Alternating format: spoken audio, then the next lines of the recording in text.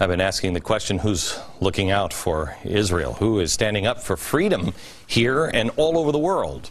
We know that it's not Iran. It wants to take us down, take Israel down, and clear the path for the 12th Imam. I want to introduce you to a guest. We have him. We can put him up on camera. There he is. We can't show his identity, and we have to disguise his voice. He'll be with us live in about a half an hour. He actually has infiltrated the highest levels of the Iranian government, and he knows firsthand the plan for destruction of Israel and then the spread to America that is coming up. But it all ties in to the 12th Imam, the Christian Antichrist, and it also ties in to what else is going in the Middle East, going on. It's a little strange. But let's start here at home first with your wallet. The man who runs the largest bond fund in the entire world, so he probably knows a thing or two, says that U.S. Treasuries, the things, our debt, have, quote, little value because of our ever-increasing debt burden. Warren Buffett also suggested avoiding betting on the U.S. dollar because he believes it's about to tank.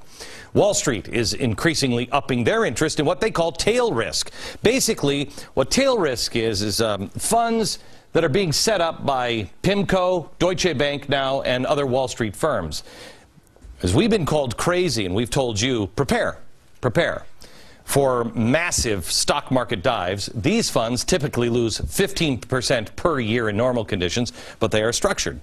And they're structured to cash in big time during a time of crisis. Well, nobody has done these before. People are now saying, I don't think this is good. Something's going on. What else can I do with my money? And now people are lining up to lose 15% because they think massive trouble is ahead.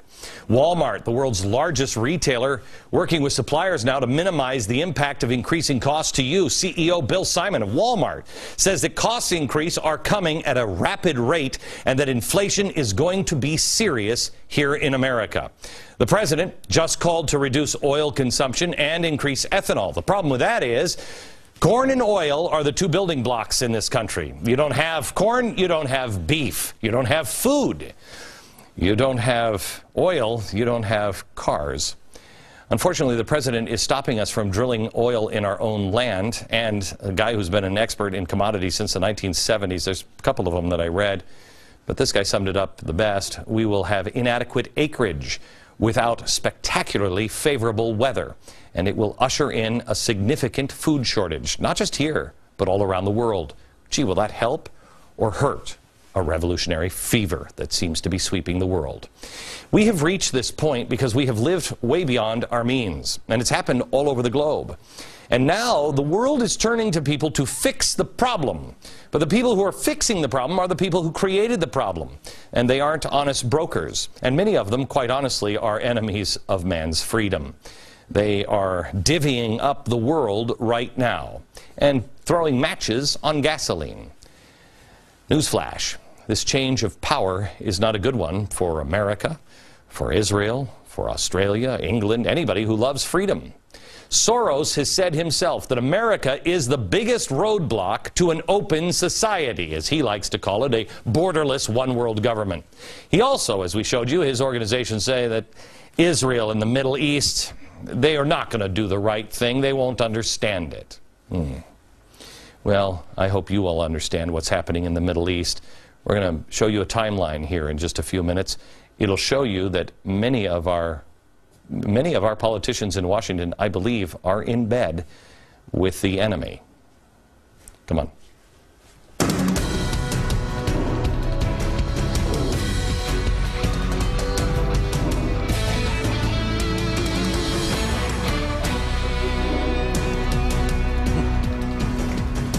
A lot to do tonight. I'm going to try to move as fast as I can. This is a show that you really want to DVR tonight because we're going to jam through a lot of information.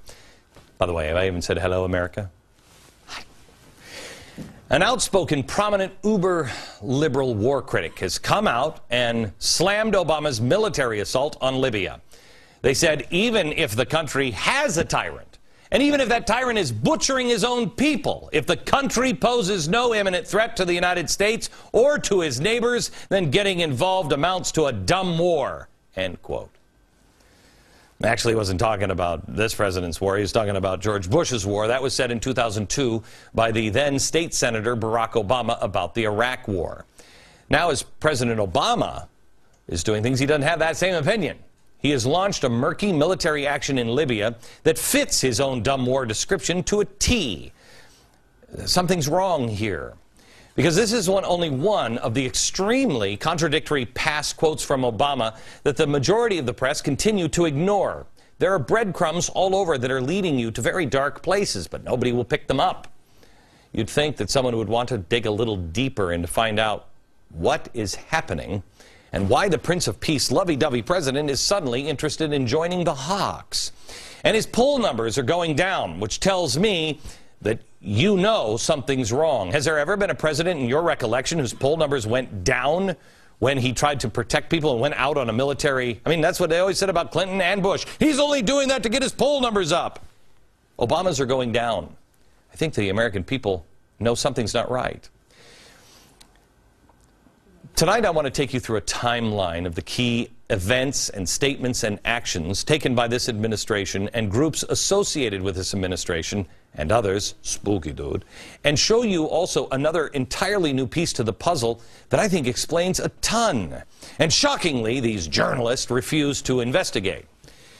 Remember, the storyline being sold to you right now is that after 40 years of dictatorial power, freedom fever just bursts out into the scene in Egypt and everywhere else in the region, like Libya. But let's go back and rewind the clock a little bit and see if we can put some puzzle pieces together. We start in 2003. 2003, this young lady right here. Her name is, well, she's a little-known journalist with U.S. News and World Report at the time. Her name is Samantha Power. And she writes a book called A Problem from Hell, America and the Age of Genocides. Now, immediately, because I believe it's anti-Israel, and many people called it anti-Israel, she immediately wins a Pulitzer Prize. Why is it called anti-Israel? Well, because she made statements that kind of sound that way. Listen. Investing in the new state of Palestine, in investing billions of dollars it would probably take also to support, I think, what will have to be a mammoth protection force. A mammoth protection force for the people in Gaza and the Palestinians against Israel. But she wins her Pulitzer and her career takes off and she lands a job at Harvard. 2005. Power quits her job at Harvard because she gets a phone call from Senator Barack Obama, who says, I think you need to be a top foreign policy advisor. 2005, same thing. 2005 now. Here she is releasing her book. 2005, the UN holds a world summit and adopts her ideas, the doctrine, responsibility to protect the populations from genocide, ethnic cleansing, war crimes, crimes against humanity, and they take it from principle into practice. So her idea, Barack Obama loves, goes right into the UN. 2006, a group called Monitor, it's a Cambridge-based consulting firm founded by Harvard professors, received $250,000 a month from the Libyan government from 2006 to 2008. And what are they doing? Well, they have a wide range of services, but one of them is to enhance international appreciation for Libya. And they try to generate positive news coverage for the country and to resuscitate Muammar Gaddafi's image. Now, who do they call on? Cass Sunstein, who is married to her, and George Soros, which will have a connection to her and him in just a minute. George Soros reaches out and helps. A few weeks ago, Soros has to issue an apology after supporting a donation to the London School of Economics from Gaddafi's son, because he said, I'm going to help. I'm going to help. I'm going to help this U.S. firm to improve Libya's image, and I'm going to get his son into the London School of Economics. But then Gaddafi's son plagiarizes his work, and so now George Soros is humiliated. 2008. George Soros is so intrigued by the powers doctrine that he helped fund and create an entire global center for the responsibility to protect, which is designed to be a catalyst for action using the responsibility to protect as a justification. Got it? He thinks this is great, but it's not really making progress in the UN. I, spooky dude, will get involved. And he puts it together in a new global organization. 2008, Power, Cass Sunstein's wife, works on the Obama campaign. You know her if you remember someone getting booted off of Obama's campaign because she called Hillary Clinton a monster. That person is her. Now, she was later rehired by Obama and is now a top foreign policy advisor, and she's playing a role today. 2008, candidate Obama visits Israel, but it doesn't take long after he leaves Israel before winning the election, and then the attacks on the Israeli settlements and on Israel begin, and they are unrelenting. They just go one after another after another. I don't think I need to list them, all of them, to you, but there is one that I want to play for you. I do want to play the one statement beyond President Obama telling the UN that he doesn't accept the legitimacy of the settlements. It's the statement that comes one after another from members of his own administration. They openly deliver blatantly insensitive and highly out of line anti-Semitic comments like this one. Here you're going to see somebody using the Arabic term for Jerusalem, which kind of means to the Arab world that Jerusalem doesn't exist. Here he is. In all my travels, the city I have come to love most is Al-Quds, Jerusalem. Okay. Al-Quds. That's a slam to anybody who is Jewish and lives in Israel. Now, they've also done several anti-Semitic jokes. A lot of them over and over again that seemed out of place, and no one reports on it. Then 2009, Richard Falk. He's a top official to the UN. He tries to use the Responsibility to Protect Act as a doctrine against Israel for war crimes. Now, the Responsibility to Protect doctrine was successfully used for Libya. Falk has once again called for it to be used against Israel. But we've got it now in the UN. We have George Soros, and now the United States has endorsed it, and that's what we went in to use with Libya. Now, who is Richard Falk? Well, here's a guy who supported the Ayatollah Khomeini's 1979 revolution in Iran. He was then a professor at Princeton University until 2001. And in 2003, he took part in the Socialist Scholars Conference. 2008, he was appointed to the Human Rights Council by the United Nations. He also proposed the creation of a global people's assembly, his answer for the rise of American fascism. Now, we go back to 2009. Here we are. 2009, here is Falk. Obama is inaugurated, and then he meets with the Muslim Brotherhood, during which the Brotherhood promises to support democracy and the war on terror. November 2010. While everybody was watching the midterm elections just this last fall, the Obama administration was focused on something else.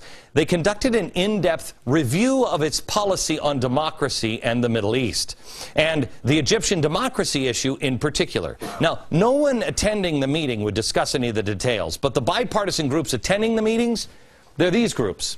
And they're almost all Soros groups, entirely George Soros-funded groups. Back to Samantha Power, because she was in attendance with the George Soros groups, where they're meeting about democracy last November in Egypt. And Samantha is being described now as the foremost voice on human rights. She has the president's ear and his trust. And the fact that Obama went into Libya using the Responsibility to Protect mantra, despite his obvious past statements calling that dumb, Power calls this a personal triumph. She is the advisor. Now, this is odd. She's declaring victory. This kinetic military action just started. It could end up being a total failure, a quagmire. So why would someone say this is a personal triumph? Is it that she cares about Libya, or is there something else she is more excited about? Is it the same thing that Richard Falk is excited about? Up until this point, November 2010, just last fall, Egypt was still relatively normal. No one was protesting in the streets. Yet the White House, during this meeting, talked about it. The White House knew that something was coming.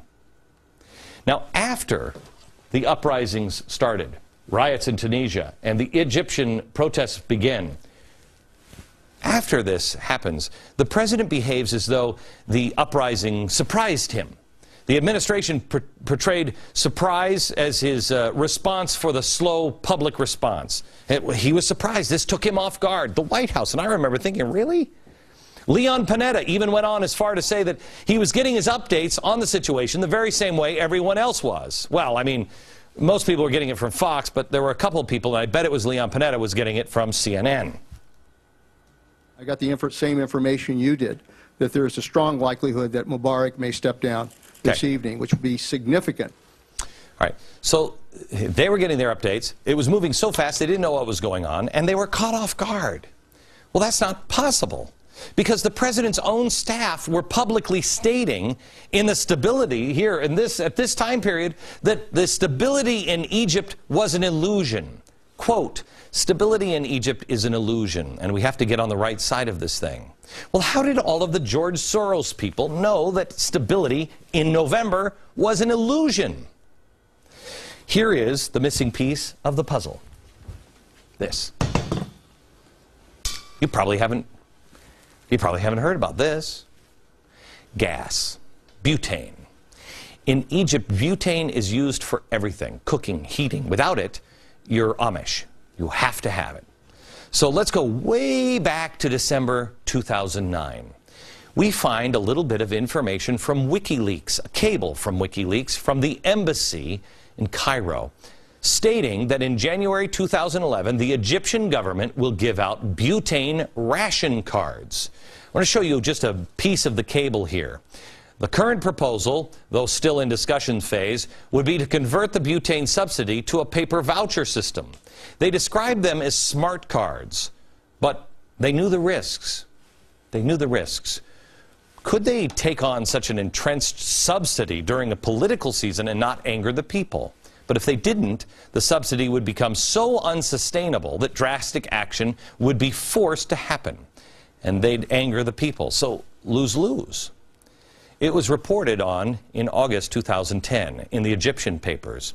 Egypt's Minister of Social Solidarity said that the butane gas canisters will be sold to the public via coupons starting in January. According to the minister, the coupon system would be facilitated by the use of a new electronic ration card to ensure that subsidized commodities would not be hoarded for the resale on the black market. This really wasn't a popular idea.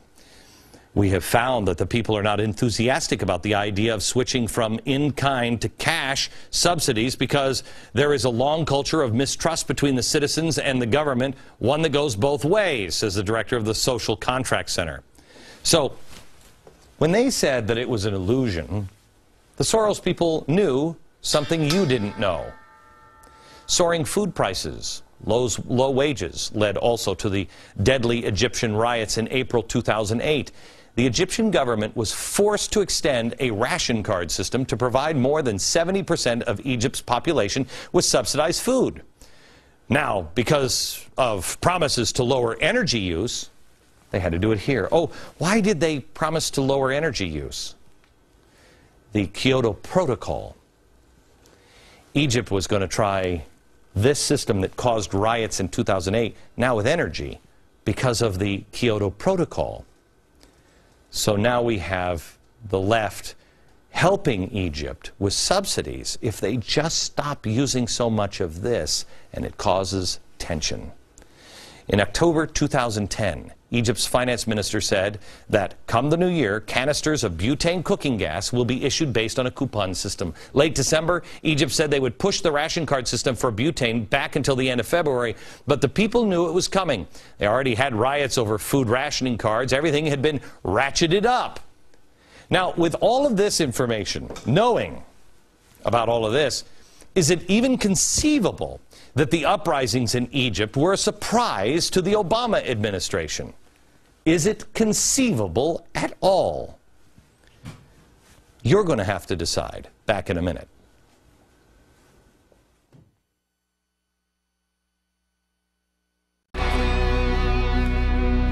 Is the so-called revolution in the Middle East a setup? And if so, who is involved and what's really going on? This is really becoming too big of a problem for the world, and nobody seems to be looking at the bigger picture. Let me take you and shift for just a second. I want to take you to Jordan, because there's something that has been found from very early Christian period that is amazing. Something that says, walk uprightly. Walk uprightly. Boy, that seems almost like what we've been saying here is the solution. The E4 project. Basically, it is walk uprightly. And it is sending a message, I think, this little book, on ways that could be the only way we could survive what is coming. Inflation, revolution, possibly a caliphate. It is a collection of 70 tiny little books. They're lead pages bound with wire. They could unlock some of the secrets of the earliest days of Christianity. They were found in a cave in a remote part of Jordan, to which Christian refugees are known to have fled after the fall of Jerusalem in 70 A.D. On the pages, not much bigger than a credit card, are images and symbols and words that appear to refer to the Messiah and possibly even the crucifixion and resurrection. Adding now to the intrigue, many of the books are sealed, prompting academics to speculate that these are actually the lost collection of the codices mentioned in the Bible's book of Revelation. Dr. Margaret Barker, a former president of the Society for Old Testament Study, said, quote, "The book of Revelation tells us of a sealed book that was opened only by the Messiah. Other texts from the period tell of sealed books of wisdom and a secret tradition passed on by Jesus to his closest disciples." That's the context for this discovery. I don't know about you, but I think this is, just amazingly cool, no matter what it turns out to be. But could this discovery lend more credibility to the book of Revelation and its prophecy? Nah, of course not. I mean, the other network telling you the Bible and the book of Revelation is nonsense and a work of fiction and not a lick of truth to it, and you shouldn't pay attention to it. Or we could search our feelings and know what's true, and then take a look at the eerie similarities between what you would read in the book of Revelation about the Antichrist and then the 12th Imam that the Iranians now say is here. I'm going to give you an update here in a few minutes and introduce you to somebody that has actually gone undercover. We have to have him actually in another room because he is under protection now, because he saw the inner workings of the Iranians, and they are preparing for the return of the 12th Imam, which is not a good thing. But here's the 12th Imam. And if you read the book of Revelation, here is the description of the Antichrist. Antichrist kills the Jews and Christians. The 12th Imam kills Jews and Christians. Antichrist rules for 7 years. The 12th Imam rules for 7 years. Peace with Israel breaks a peace. Peace with Israel breaks peace. Global seat, Temple Mount. Global seat, Temple Mount. Kills and beheads non-believers. Kills and beheads non-believers. Mark of the beast. Jesus returns in both stories. If you took the book of Revelation and turned it upside down and made the good guys the bad guys and the bad guys the good guys, you would have the 12th Imam. Nothing to see here. No. Nothing to see here. No one knows the time. Well, except all the experts who have never owned a clock, ever. The rest of us who are humble enough to know we have no idea when the time is here, we just don't disregard things. There are signs in heavens and earth, and people have been paying attention to them for 2,000 years, and you can ignore them, and that's fine. And you know what? People have been saying, I got to believe, I've been thinking of this lately, I got to believe when Hitler was around, I got to believe people thought this has got to be the end of the world. Jesus has got to be coming. They've been thinking this for 2,000 years. But you don't want to get caught off guard, whether it just be another really bad, dark period of the world's history or more. Things have certainly seemed chaotic before. They've seemed chaotic many times before. It's just that this time there seems to be a convergence of events and scenarios that may warrant a little extra attention from us. The good guys and the bad guys, you know what I mean? This might help explain their actions or predict their actions. You don't have to believe it. But if you know they believe it and you understand what they believe, then you'll be prepared. I'm going to introduce you next to our guest, who does have to be in disguise because he has infiltrated the highest levels of the Iranian government. And he says they're preparing for the 12th Imam, which means to do so, they must wash the world in blood. He's next.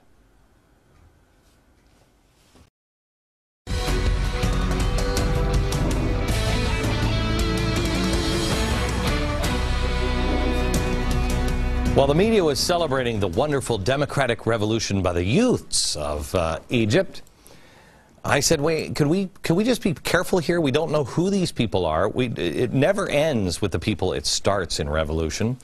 And depending on who's in charge, this could be start of a new Islamic empire, a caliphate, if you will, or a Sharia law over the entire region. Well, that was the dumbest thing anybody's ever uttered on television, I was told. Oh my gosh, that was crazy talk. Well, unfortunately, a WikiLeaks cable now confirms that members of the ruling party in Turkey envision a resurrection of the Ottoman-like state in the future. And having a more broad and regional influence, the Muslim Brotherhood in Egypt says they want an Islamic regime across the entire Middle East.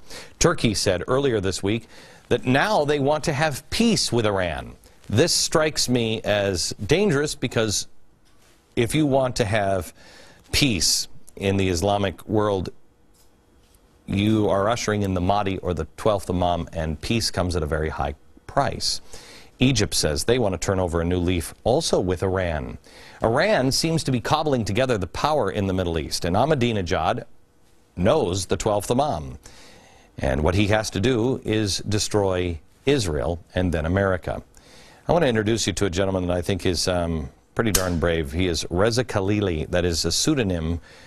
He is a former Iranian Revolutionary Guard member who worked undercover as a CIA agent. He is also author of a book, A Time to Betray. He shared a video with CBN News, and we had to hide his face and his voice for his own safety. We also have with us Eric Stakelbeck. He is from CBN, and he's the host of Stakelbeck on Terror on CBN News. He broke the story about the 12th Imam video, and we will go to him in just a second. First, from an undisclosed location, I want to go to Reza. Reza, tell me, when you went undercover and you started hearing about the 12th Imam and everything else, you actually heard plans for the destruction of Israel and the West and the return of the 12th Imam. Yes. First of all, thank you so much for having me. It's a great pleasure to be on your program. Ever since I started to spy on the Islamic government, I reported on their activities, their terrorist expansion, their collaboration with all the terrorist groups around the world, and their intention to ultimately destroy Israel, because that's a key element. It's a mandate, but by century-old hadiths, to take place so the Mahdi would return. So I would state here that they are committed to this ideology, and just because many in the West cannot understand it, it doesn't mean that it's real. And these are the same people who are pursuing the nuclear bomb.